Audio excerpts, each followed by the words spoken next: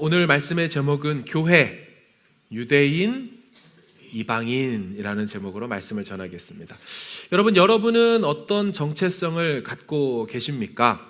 저는 가정에 가면 제 정체성이 남편이요, 아빠요, 부모님 앞에 서면 아들이요, 자녀가 됩니다. 교회에 오면 저는 이제 목사로 불리게 되죠. 또 친구와 선후배들 관계 속에서는 석재야, 석재형, 석재오빠, 이런 식으로 다르게 또 불리게 됩니다. 이석재라는 사람은 변함이 없는데 어떤 관계와 어떤 관점 안에 놓이느냐에 따라 저의 정체성은 다르게 바뀌는 것 같습니다. 그러면 우리는 하나님과의 관계에 있어서는 정체성이 무엇이겠습니까? 아시는 것처럼 우리는 다 하나님의 자녀입니다. 하나님의 아들, 딸입니다. 이미 설교를 통해서 말씀드린 것처럼 2000년 전 1세기에는 로마 시대의 사회법이 어떻게 했다 그래요? 입양되어서 온 자녀도 친자식과 동일한 법적 지위를 누린다고 했죠. 하나님께서 우리를 자녀 삼으신 것, 우리를 양자 삼으신 것, 입양하신 것, 그것이 하나님과의 관계 속에서 우리의 정체성이다. 그렇게 말씀을 드렸습니다. 여러분 여기까지 아멘이십니까? 예. 그렇다면 우리가 하나님의 자녀라는 것인데, 그러면 우리가 서로와의 관계에서는 어떤 정체성을 갖게 될까요? 하나님과는 자녀요 아들, 딸이라면 우리 서로 간에는 어떤 정체성일까요? 오늘 본문 2장 19절을 같이 한번 읽어보겠습니다. 시작. 그러므로 이제부터 너희는 외인도 아니요 나그네도 아니요 오직 성도들과 동일한 하나님의 권속이라. 아멘. 뭐라고 합니까? 우리가 뭐가 됐대요? 하나님의 권속이래요. 이 권속이라는 말은 돌볼권, 무리속이라는 단어를 갖고 있어요. 뜻을 갖고 있어요. 그러니까 서로 간의 돌봄으로 맺어진 무리. 그러니까 오이케이아라는 단어로 헬라어 바로 하우스홀드를 얘기합니다. 가족 구성원 되었다라는 것입니다. 특별히 복수형을 쓰고 있어서 우리가 가족들로 모여졌다는 것입니다. 하나님의 가족 공동체.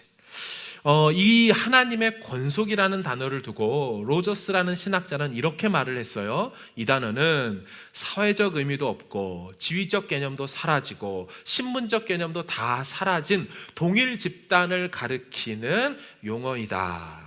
그러니까 하나님 안에서 우리에게는 다른 것이 없이 하나님 안에서 한 가족 되었다, 공동체 되었다, 이 얘기를 하는 거예요.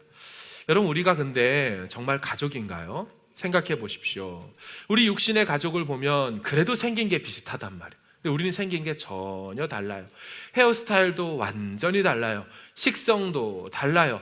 살아가는 문화, 방식도 다 다릅니다. 그런데 왜 바울은 우리가 하나님의 가족이 되었다라고 말할까요? 왜 그렇습니까? 왜 우리가 다 가족이었죠? 가족이 됐죠? 공통 분모가 뭡니까? 그렇죠. 한 분 하나님을 섬기고 있기 때문이에요. 우리가 한 분 아버지를 섬기고 있기 때문에 우리가 가족이라는 것입니다. 여기서 하나님의 가족이다라고 말할 때 의가 제너티브 속격이 바로 소유의 속격을 갖고 있습니다. 그러니까 하나님께 속해 있는 가족이라는 것이죠. 하나님께 포함되어 있는 가족이라는 거예요. 정리하면 우리가 왜 서로 가족입니까?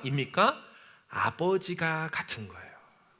그러니까 어떤 권사님이 기도하실 때 주여 아버지 하는 그 아버지나 어떤 집사님이 깜짝 소스라치게 놀랄 때 오메 주여 아버지 하는 거나 그때나 아버지가 뭐예요? 같은 아버지인 거예요. 우리가 놀랄 때 하는 아버지나 감사할 때, 기도할 때 하는 아버지나 우리는 다 같은 아버지를 부르고 있기 때문에 우리는 다 뭐다?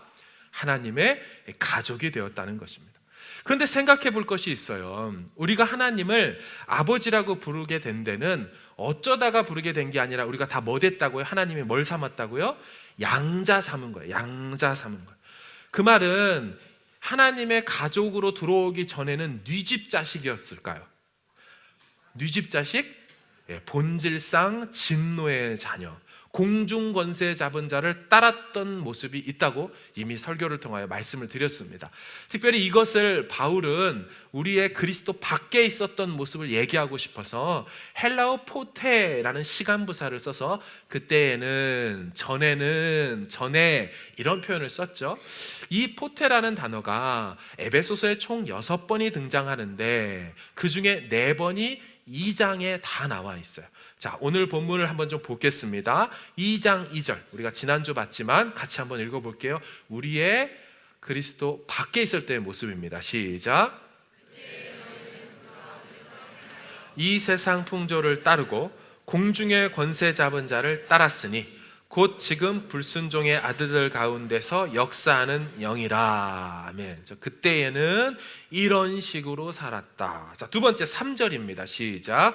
전에는 우리도 다 그 가운데서 우리 육체의 욕심을 따라 지내며 육체와 마음이 원하는 것을 하여 다른 이들과 같이 본질상 진노의 자녀이었더니. 아멘. 자, 11절도 보겠습니다. 시작.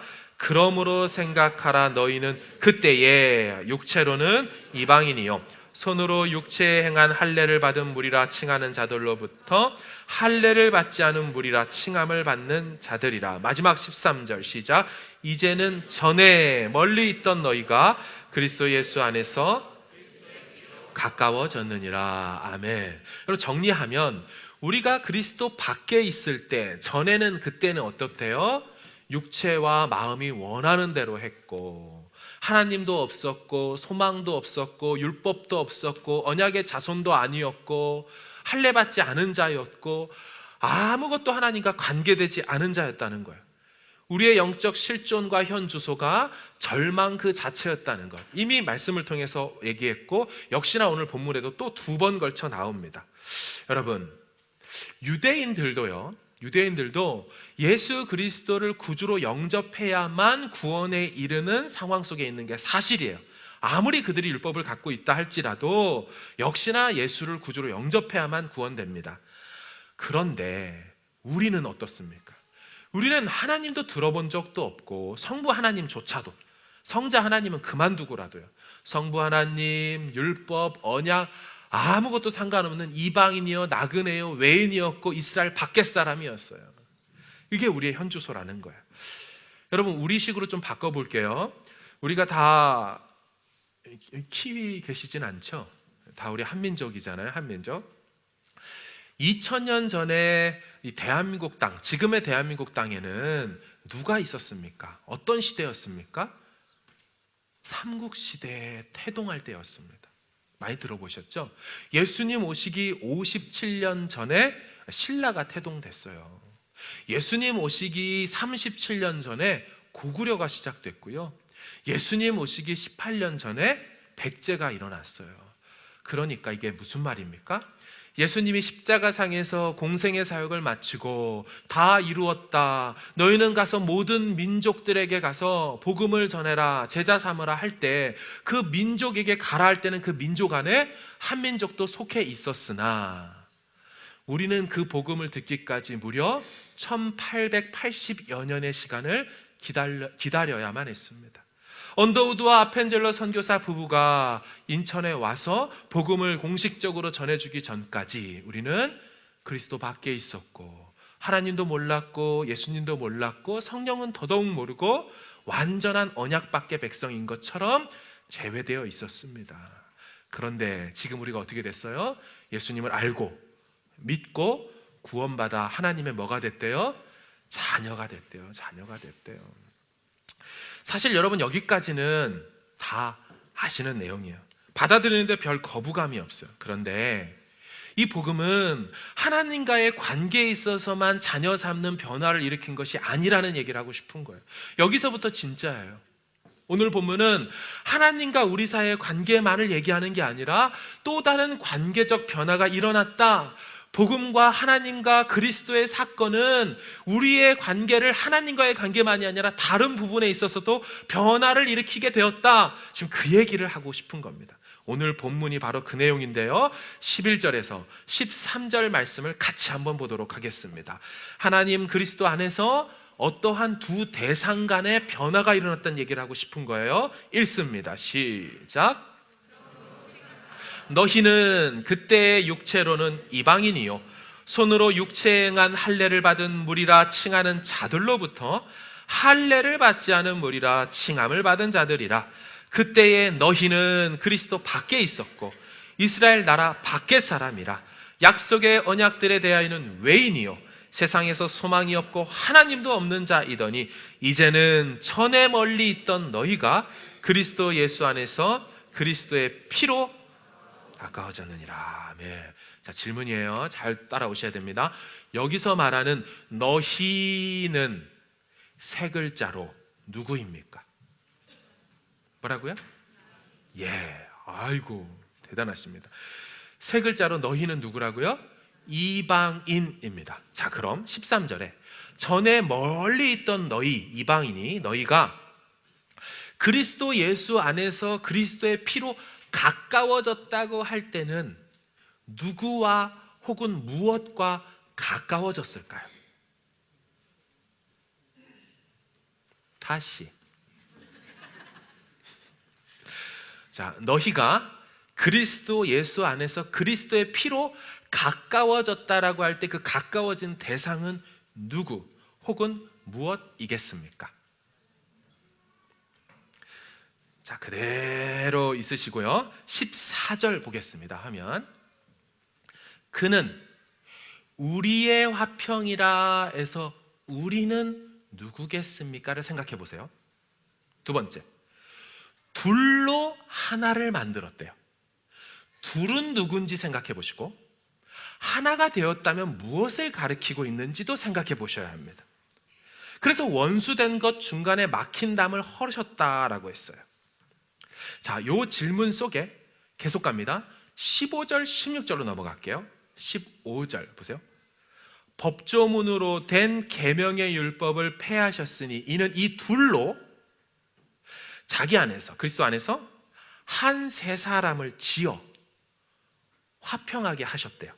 16절 또 십자가로 이 둘을 한 몸으로 하나님과 화목하게 하려 하심이라.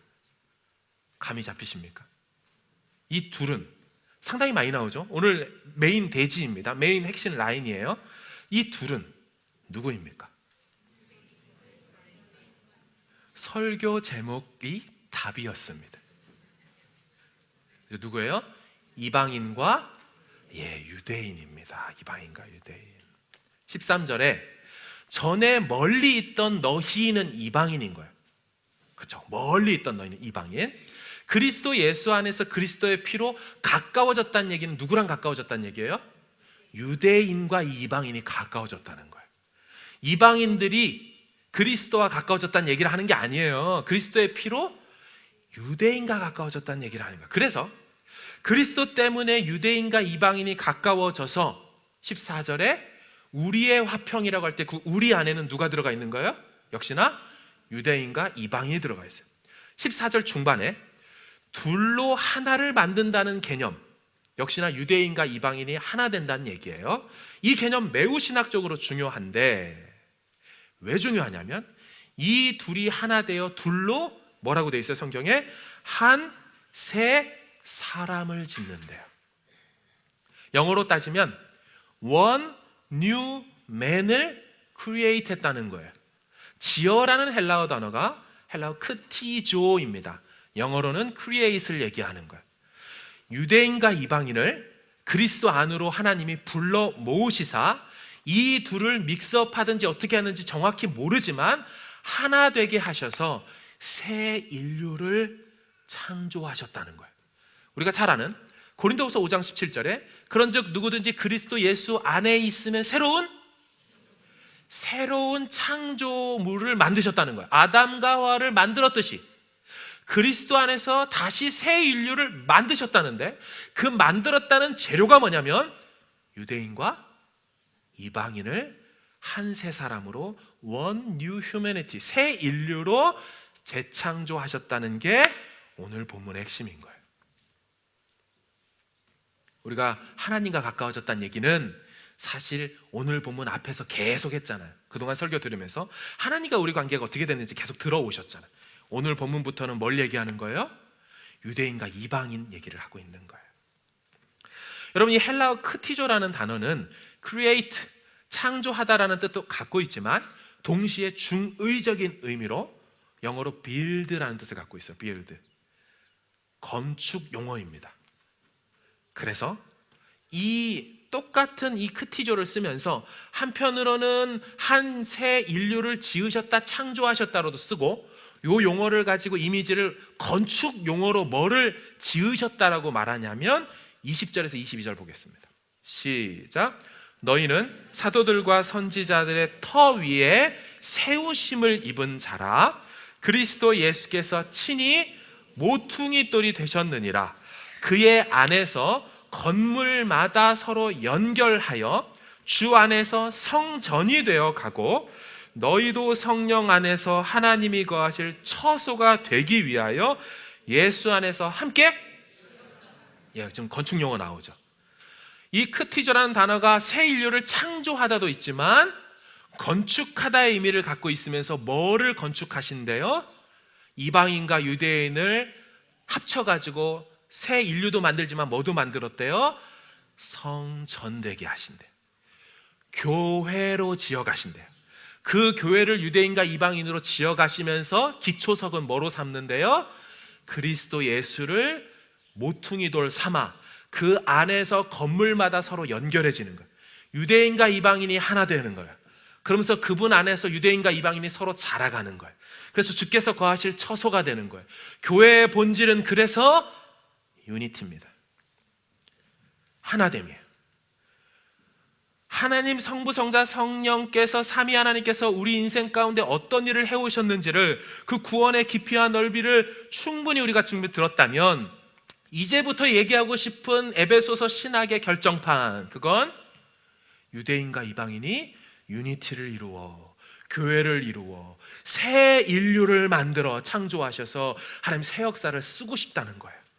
이전에 처음 창조됐던 아담과 하와는 실패했어요. 그들의 인류들은 끊임없이 실패해왔어요. 역사 가운데 계속. 하지만 그리스도 안에서 새롭게 지은 당신의 새 창조물 피조물을 통하여 하나님은 당신의 뜻을 온전하게 이루고 싶어요. 그래서 무엇을 만들어요? 새 인류뿐만 아니라 새 공동체를 만들어요. 그걸 교회라고 부르기를 원한다는 거예요.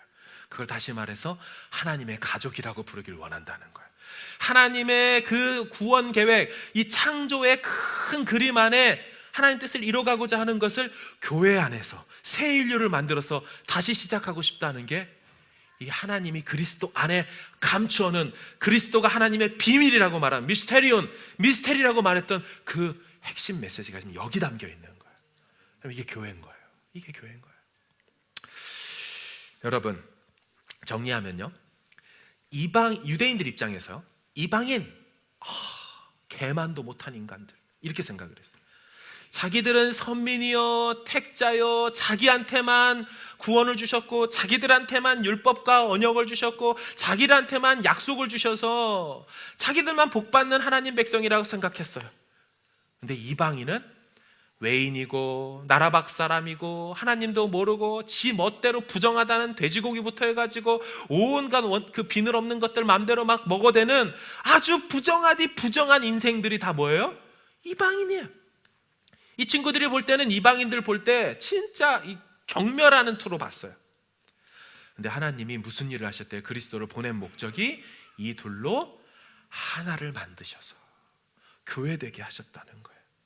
근데 목적이 있더라고요. 그리스도 안에서 함께 지어가지고 뭐 되게 하려고 했대요? 교회 되려고 하고 이 둘을 하나 되게 했다는 거예요. 그러니까 하나님이 하나 될 수 없는 이들을 하나 되게 하신 목적은 교회 되게 하신 거예요. 자, 21절 다시 한번 볼게요. 시작. 연결하여 주 안에서 성전이 되어가고. 그러니까 유대인과 이방인은 만나면 뭐 해야 돼요? 서로가 연합해서 성전이 되어가야 돼요. 교회를 이루어야 해요. 대단한 목적이에요. 두 번째, 이 둘이 왜 하나가 됐냐면 한 아버지께로 하나 되어야만 나아갈 수 있기 때문이에요. 18절입니다. 시작. 우리 둘이 한 성령 안에서 아버지께 나아감을 얻게 하려 하심이라. 아멘. 그러니까 두 번째, 왜 하나 돼요? 왜 하나 되어야 합니까? 한 아버지께 나아가려고. 예배하기 위해서 이들은 반드시 하나 되어야 돼요. 자, 거꾸로 말합니다. 하나 되지 못하면 교회 되지 못해요.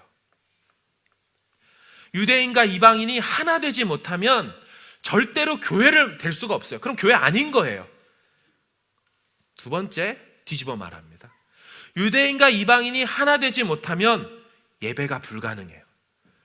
한 성령 안에서 한 분 하나님께 나아감 자체가 이 둘이 하나 되어 간다고 말했기 때문에 하나됨이 없으면, 전제되지 않으면, 선행되지 않으면 예배도 안 돼요. 여러분, 유대인과 이방인은 우리가 생각하는 것 이상으로 서로가 하나 될 수가 없습니다. 자, 신학자 윌리엄 바클레이라는 분께서 이런 말씀을 했어요. 유대인은 이방인을 엄청나게 경멸했는데, 어떻게? 유대인들 입장에서 하나님이 이방인들을 왜 지으셨냐면 지옥의 연료로 지으셨다. 지옥불을 타오르게 하는 땔감으로 저들을 지으셨다라고 생각했어요. 그러니까 사람을 볼 때 아유, 저 지옥의 땔감 놈들, 이렇게 생각하고 어릴 적부터 그게 맞다고 배웠어요. 커갈수록 그게 옳다고 생각했어요. 그래서 그들과 함께 상종을 안 했어요. 만나거나 부딪히면 뭐예요? 다 부정하다, 부정하다, 부정하다.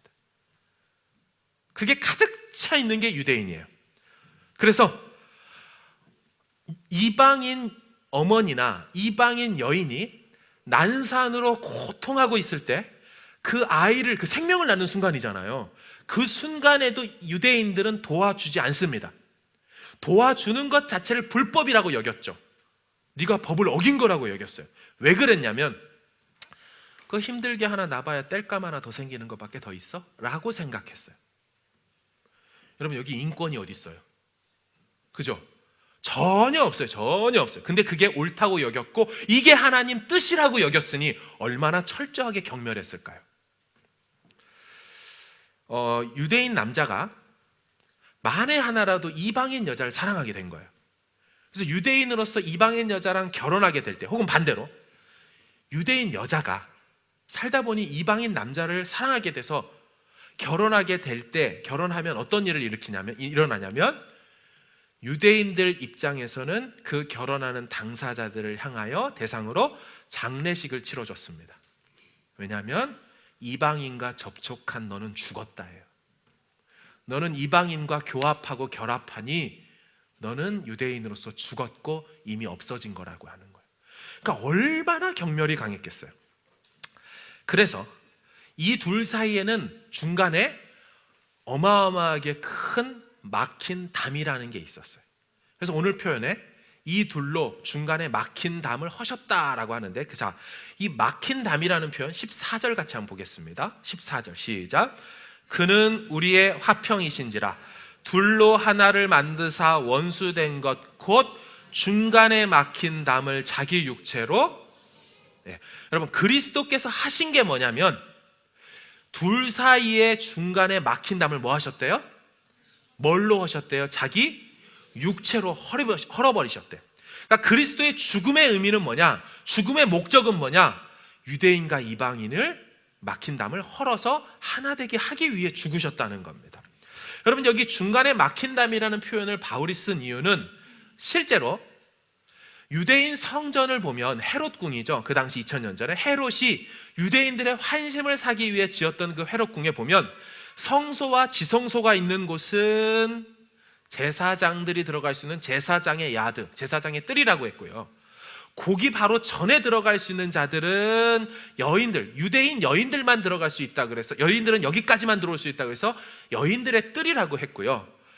제사장의 뜰, 여인들의 뜰을 넘어서면 이방인들은 못 들어오는, 이방인이 들어오는 한계인 이방인의 뜰이 있어요. 그 사이에 담을 쳐놨어요. 그림 이미지로 같이 볼 텐데 잘 보이십니까? 이게 헤롯 궁전이에요. 궁전이 아니고 성전이에요.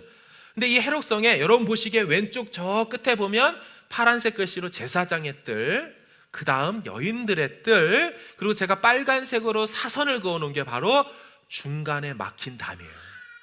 이 이방인의 뜰에서 일로 담을 넘어 들어오면 어떻게 되냐면 저기에 헬라어하고 라틴어로 이런 문구가 쓰여져 있습니다. 이 담을 넘어 안으로 들어가는 이방인들은 처형을 당할 것이다. 들어오면 죽어라고 써 있어요. 들어오면 우리가 살해해버리겠다, 살인하겠다 써 있어요. 1871년도와 1935년도에 지금 터키 이스탄불 박물관에 소장된 1m짜리 석회암 판 하나가 발견이 돼 있어요. 거기에 뭐라고 쓰여 있냐면, 어떤 외국인도, 이방인도 성전주의 저 장벽 및 경내에 들어올 수 없다. 누구든 그렇게 하다가 잡혀가지고 그 결과 사형을 당해도 그건 오롯이 그 사람 책임이다 라고 그랬어요. 들어온 네가 잘못해서 네가 죽는 거야 라고 했다는 거예요. 넘어오면 죽어예요. 넘어오면 죽어. 자, 이 어감이 성경 속에 이미 있습니다.